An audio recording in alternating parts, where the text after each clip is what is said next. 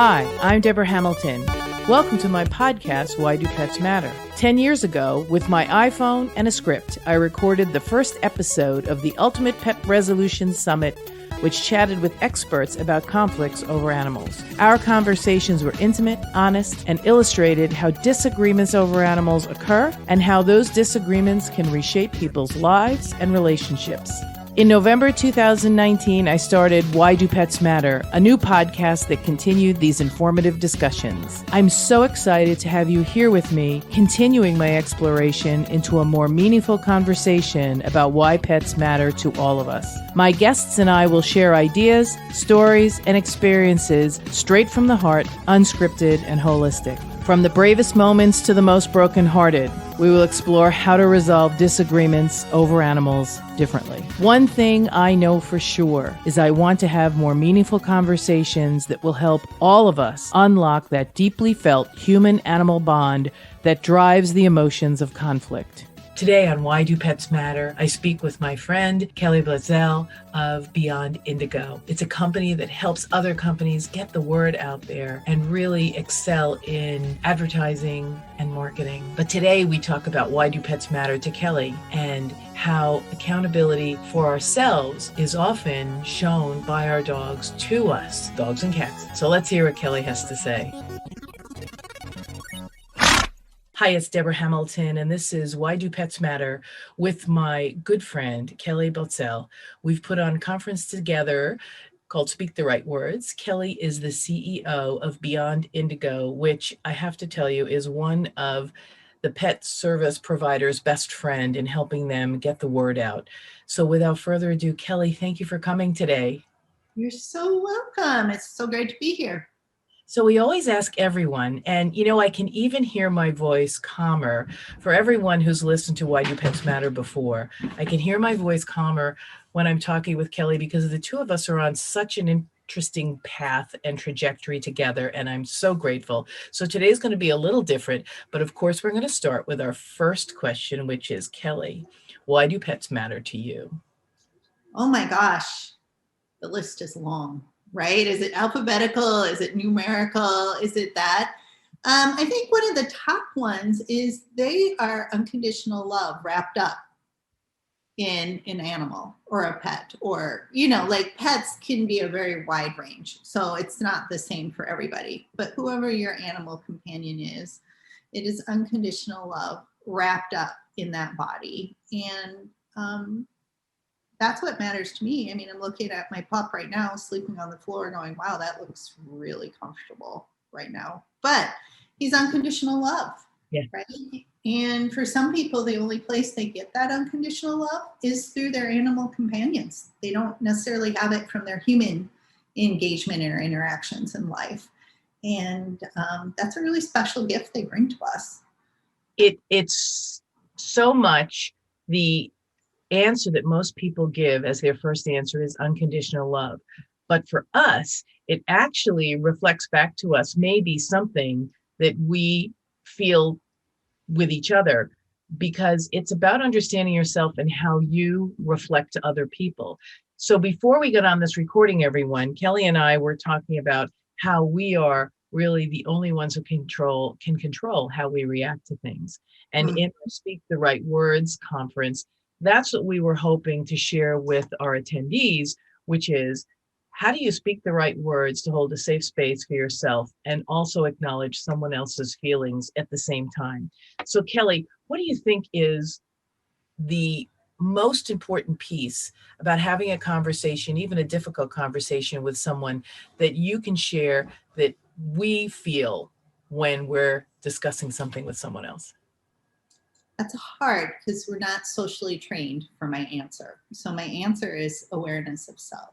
And everything in life is an external reflection. So we're always focused externally on something else. There's a lot of direct distractions, a lot of squirrels with sequins on them going around.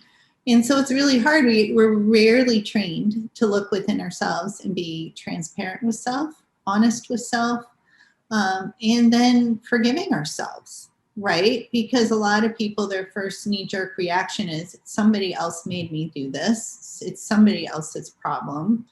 We aren't trained really ever to say, okay, what's my piece in this? What do I bring to the table? What can I own? How can I change? If I change, then how does that make me feel? And if my feelings are something on the negative side, embarrassed, angry, whatever, well, then what's my responsibility with that? Because it's not polite to throw up your negative feelings on somebody else because you're unwilling to look at yourself. But that's what we do all the time in society, right? It's, as you're talking in the back of my mind, I'm saying, okay, so that's the unconditional love that pets share with us, because they always are aware of how they feel and what they're feeling. And they express that to us pretty clearly. They do. Yeah. And we aren't trained to do that. I loved when you said we're externally focused. We are always reacting to what we see around us. And so are dogs, because they see the squirrel and things like that. But they're also very in tune with their own needs and feelings and communicate that to us beautifully all the time. I loved when you said we always blame things on someone else. And when I have clients, and I know when we share this community of speak the right words with people, it's difficult for us to reflect back and be accountable on what we brought to the table. It is, because we may have to eat crow, right? To use an old expression. And we may have to go, wow, mea culpa, I screwed up. And that isn't a great feeling all the time, right? And internally that makes us go, that sucked. But that's the bump you have to get over. And then you got to decide, well, what did that teach me? Or what did that learn? Or why, more importantly, why did I react that way? And that's a exercise I do a lot internally, Deborah, is something presents itself to me and I take a moment and I breathe and I'm going, well, why is this triggering me? What is it? And so sometimes I'll say, well, it's emotion X. Okay, so then the next part of this game is, why am I feeling X? Oh, it's because of Y. And it's a memory I had that somebody did something to me. Well, why am I feeling that memory? And I just keep digging, right? Until I get down to the nugget of the emotion or the event or something, so interesting, and go, wow, that's the piece within me that I need to heal and let go, where she outlines and the hook. forgive. The hooks because that it's get really you to go down not that about path. this person And who's triggering as we've talked me, about, or and speak the right words, sometimes sure, they speaking can have nothing a bad day, and really but their bad reflecting day shouldn't what you're trigger hearing me. works It even should better. just be like, So I love wow, that you use the word hooks, because we do get hooked chaos, and we get but I triggered, get to and then choose we how to respond the same respond to way. that. And I don't if know I'm about gonna you, be but often I hooked will or then get in the entangled car in or come their home chaos, or get off a call there's and something go, in me that yeah, I that wasn't my best self. right? Yeah, I could have done a little better there, right?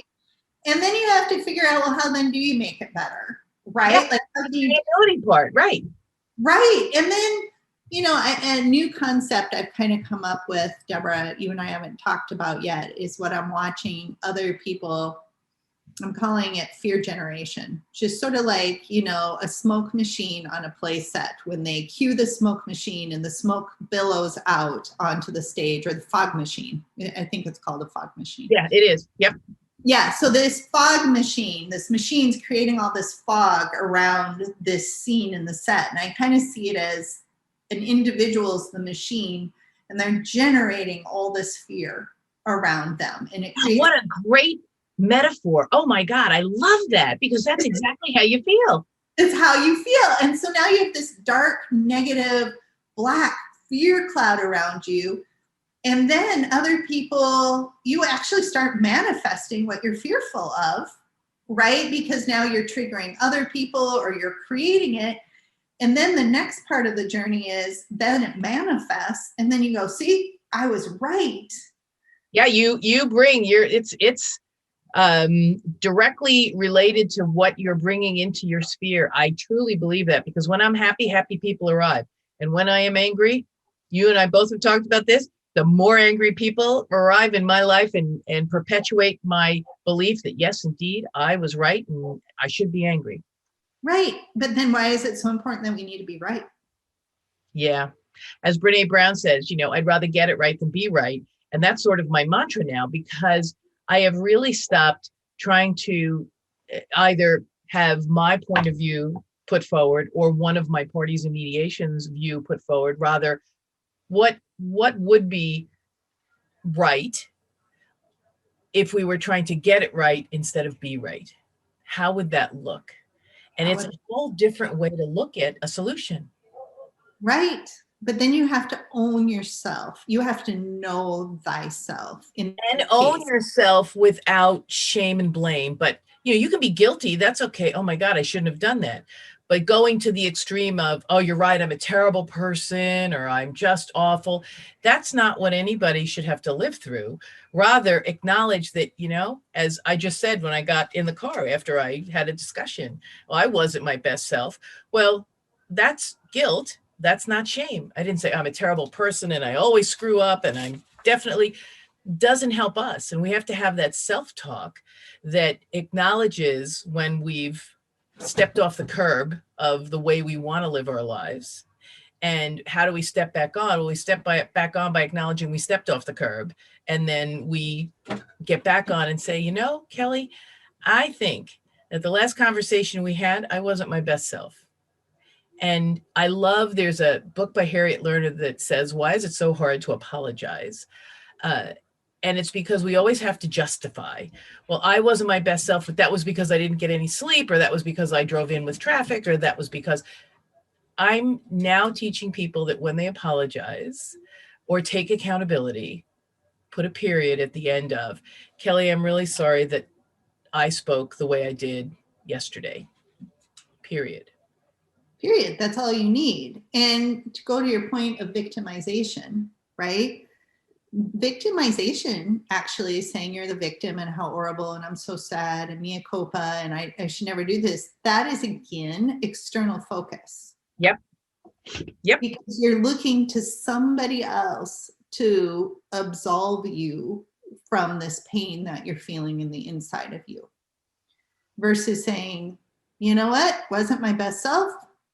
I can do better. I'm going to own it, and I'm going to think about it, and I'm going to decide, well, the next situation that's similar, because it will come along until you figure it out. The universe has a way of throwing the same dang thing in your path, may have a different face attached to it, but the same interaction. Isn't that true?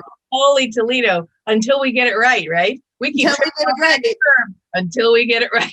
Right. That's, it's like keep dating the same personality type, until you get it right, you're going to keep dating the same person or having them in your life. Right. Yep. So when I have clients who come to me, whether they're veterinarians or they're pet owners or they're breeders or anyone, they say, well, I just keep getting these people who are terrible. And I said, because you haven't worked on yourself yet. And if you don't work on yourself, all those people are going to keep coming. So you understand that you're going to have to shift in a way, but I don't want to shift. I'm the boss. I'm the one. I'm the leader. I'm this, I'm that. And I said, you need to be collaborative with people, because that way all of you are going to grow and thrive. If you think it's only you who's going to grow and thrive, that's not going to serve you. At least that's my thought. What do you think? I completely agree with you. I mean, the universe is very consistent. It'll outweigh you and just keep throwing the same. I mean, yeah, I'm old and I keep getting that same stuff coming up and going, well, I thought I fixed that. Yeah, apparently there's more layers to that onion than I was realizing, right? Like I got to dig a little deeper there on that one. The Vidalia onion I'm living, I have to tell you, because those can be pretty hefty, and you just, but if you which a lot of my clients and a lot of the people we work with and Speak the Right Words, and you work with at Beyond Indigo, they lock in, and it's a gift when you and I get the chance to help people have an aha moment. So tell us a little bit, if you've had anyone who's had the aha moment and you hung up from a Zoom or a call and you went, yes. That's pretty cool. Yeah. And it's just fun to, because we can't change anyone, but we can help them. You can't ever make anybody do anything. Kelly, you and I have both said the only thing I can change is me. I can change me. I can do what the best I can do. I can learn from my experiences. I can't change anybody else. And if we can have everyone we help recognize the only one they can change is them, then everything around them changes. And everything around them. But that's a hard go until you actually do it once or twice to see how it works, right? Because it's like, And you have to have the awareness to see the change, because sometimes you really don't, when you're first starting to be self-reflective instead of externally reflective, you don't see it right away. You may not know, because the mountain is high, the onion is big, whatever you want, whatever analogy you want to use, you got to start peeling it back to really kind of understand the process, to know that once you peel it back, you look inside, you go over the bump, you really do have release from suffering on the other end, because Yep. what we really are doing is releasing suffering within ourselves. And most of us think suffering sucks. We don't like it, and that's partly why we thrash out. And another way I look at it is, we only have much energy within our body on any given day, and that fluctuates. Some days we come with more energy to the table, other days we come to less, but whatever it is, it's a finite amount. If you're trying to alleviate your suffering and the uncomfortable feeling inside, and you take your precious energy and throw it all at something else through anger, guilt, or a negative emotion to get that thing to change, so therefore you feel better, one, that takes a crap ton more work to do than going within yourself and going, okay, I really muffed this one up. This sucks. This hurts. Or, the why game. Why am I reacting to this? And this digging down until you find that nugget and releasing it takes a lot less energy, and you release your suffering. Whereas if you try to take all your energy and make something else change so you don't suffer, you really don't release the suffering at all. You may And you ease build a higher wall to have to climb. Yeah. It's nuts, right? I have to have 7 people change because they're the ones that I'm holding responsible for how I reacted.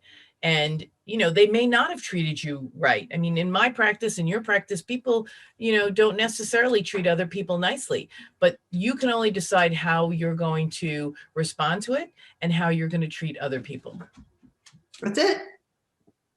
It's all, how do you want to approach it is your choice. And sometimes we don't get a choice of the hand we're dealt, or at least it doesn't seem that way. We may be fear generating and creating the fear machine and not see that we turned that puppy on a little bit ago. Again, we're taking everybody with us into the fog. Right. And we may not see that, but then all of a sudden you're in a situation where you're like, regardless of how you got there, self-generated or life presents something to you that you're not exactly a fan of, you do get your choice of how you react to it. That is your choice. It is your choice. And I have learned that often, if I can help people take a breath.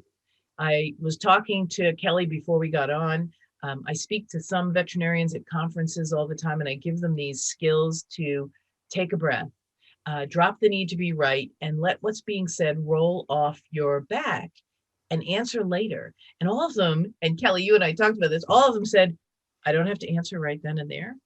And I go, no, you don't. If somebody says something that makes you, and you can feel that heat in your face and your body, you know when you're reacting defensively and reactively, right? So if you just take a breath and go, I'm really not going to go down that path with this person. I'm going to thank them for sharing their perspective with me, and not in a condescending, prickish way, but rather say, really appreciate, Kelly, you telling me all of that. And would it be okay? I'd like to think some on it. And can we get together in a day or two? And you have to get together in a day or two. You can't blow it off. You need to get together in a day or two, because that's the time for each of you to do what Kelly said. The fog has dissipated. The fear fog is dissipated. The defensive fog has dissipated. The reactive fog is dissipated. And you might be able to actually have a conversation where, as Kelly beautifully said, and especially where animals are concerned, which is why this is on Why Do Pets Matter? Where animals are concerned, you might actually say, I might have overreacted, or, I might have to take accountability for something. And that's why Kelly was such a blessing to come on today, because often the people who come to my office, after I've allowed them to blow the whole fear fog machine up, and then it dissipates, I go, so what do you think we can do now? Wow, you're really right. That's something I could have changed, or I might not have done, or, oh my God, I didn't see it that way, or, oh my God, because I'm a third party that isn't involved in this, excuse the expression, dogfight. Right. Right? Right. So you're not being triggered the same way, right? Because this isn't your opportunity for growth. This is two other people's opportunities for growth. And you can't tell somebody what to do, because if an attorney comes in and tells you, you should do this or you should do that, that'll never work, at least in my practice, because I have to have my client, Kelly, buy in to the solution. And the only solution she's going to buy into is the one she understands, she appreciates, she thinks will work for her, and really fills her with understanding and acknowledgement of how she feels and how she wants to move forward. And what she wants to live. I mean, how do you want to live is a really kind of important question. And it's not like in a mansion with this much money in my bank account. It's like, how do I want to live today? What do I want my experience? This minute, do I really want to go off and write that email?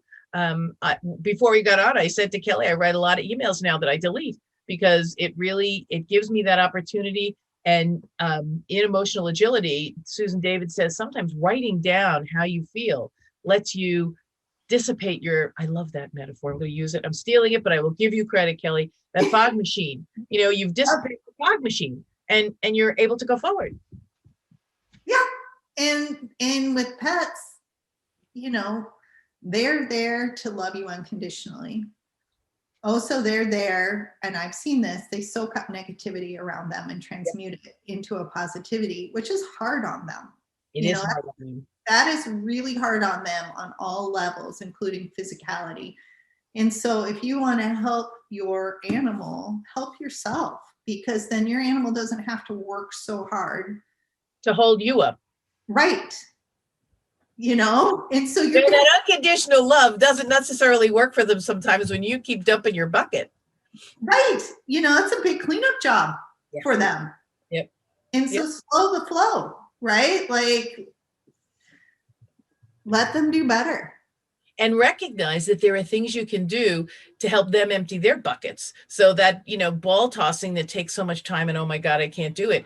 If you've had a rough week and the dog has been there for you all week, you gotta put on your calendar an hour of ball playing in the backyard, and don't look at your phone, don't do anything like that. Let each of you release, because you're dumping their bucket as well as your own. Right. Exactly. Yep. Pets matter, and not necessarily just because they're unconditional, but because they teach us how to unconditionally love ourselves, I think. I do too. Mm-hmm. They've got a big job, and they do it with grace and dignity. They do. So I'm going to wrap this up, because I have to tell you that I love Kelly, and I'm going to have her back for these little snippets all the time, because Kelly and I really think a little more deeply about why pets matter to us and how that can affect our interrelationships, our reactions, our exterior versus interior reflections, because they are such the perfect modem through which we can live our best lives. And for me, that's why pets matter to me. They help me live my best life. So until next time, Kelly, thank you so much for coming on. You are so welcome. It was fun. And we'll see you next time. And this is Deborah Hamilton, Hamilton Law Mediation, the Why Do Pets Matter podcast. I love you all. Kiss your dogs for me. And we'll see you again next week. The Why Do Pets Matter podcast drops every Thursday and can be found on whichever platform you find your podcast. Subscribe now, invite your friends, and I cannot wait to have you join me in these conversations.